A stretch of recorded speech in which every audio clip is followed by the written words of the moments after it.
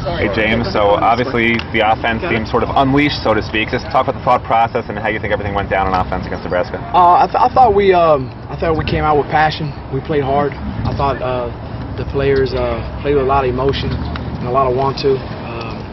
There's a couple of things we left off on the field that we're trying to get corrected. And again, it starts with me. I got to get it done and make sure that we improve on it. Every game is. I challenge our guys. Say, hey, every game's our floor, man. We're just getting better from there. So we got to make it happen this week in practice in order to get that done on Saturday as well. James, you guys were in shotgun quite a bit this time. Maybe an adjustment from the first few games. Can you speak on that and maybe how you came to that decision? Well, we figured that we can use our speed in the perimeter, and we got pretty good at our runs out of the shotgun.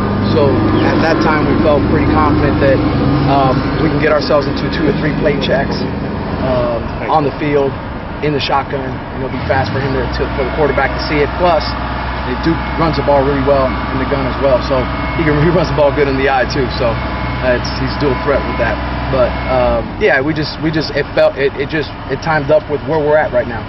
And Brad's comfort level in the shotgun, you're obviously confident in that too. Yeah, and that takes work too. Sometimes the gun, may seem like the easiest thing, but you got to catch the ball, then you got to get your eyes on the coverage. You got to know what's going on. So there's work that you got to do with that. But very comfortable. It's easy for him.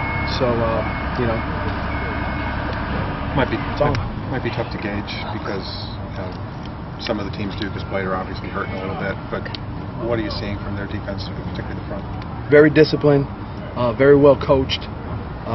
Guys that look like they come to work every day, and they look for keys and clues, and they just play very smart. They keep everybody in front of them, and they play 11 guys to the ball, and that's where they have their success. Their rushing defense, at least statistically, isn't as good.